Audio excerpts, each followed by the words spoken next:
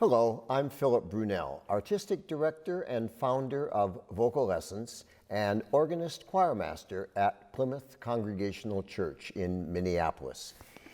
Each day, I've selected a different composer, and each of them have been composers that had been involved with both Vocal Lessons and Plymouth Church in some way or another. Today is that fantastic Italian composer Ottorino Respighi. Most people know him for some big orchestral pieces that he wrote, The Pines of Rome, The Fountains of Rome, and Roman Festivals. Those were made famous because he was taken on by the conductor Toscanini, who then made his name famous around the world. But Respighi, besides being a great composer, also learned 11 languages in which he was fluent. He was a great violinist, he played the piano, and I love the fact that he learned to play the harp in 1 week. So I'd like to play a piece that he composed in 1921. He wrote a set of 3 preludes on Gregorian melodies. They weren't to be actually copies of melodies, but instead they were to be contemplations of church song. This one is a piece that he wrote called In the Tempo Lento, and what's interesting about this particular composition,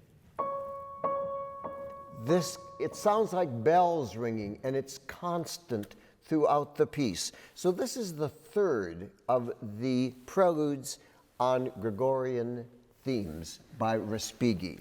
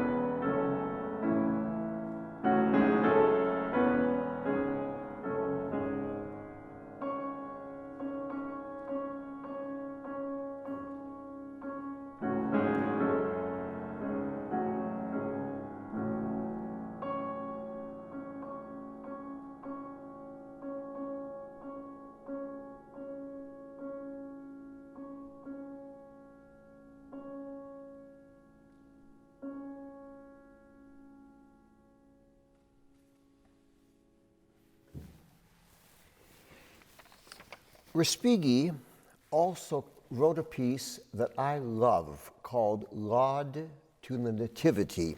He wrote it in 1930, and I remember years ago hearing a recording that the Roger Wagner Chorale did.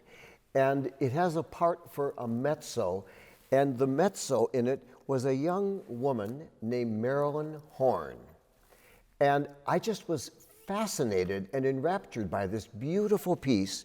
It was an unusual piece because it wasn't a typical, like the other Respighi pieces, with big orchestra and all of that.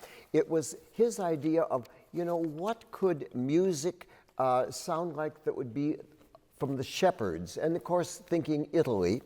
So he wrote it for 2 flutes, oboe, English horn, 2 bassoons, piano 4 hands, and a triangle.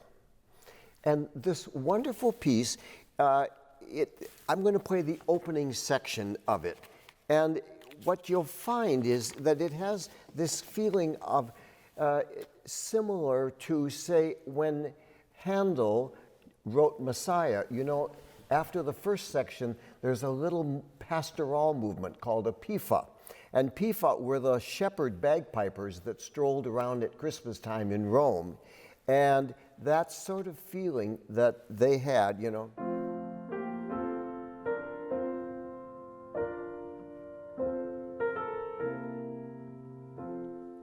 It's the same thing that Pietro Jan used when he wrote Gesù Bambino.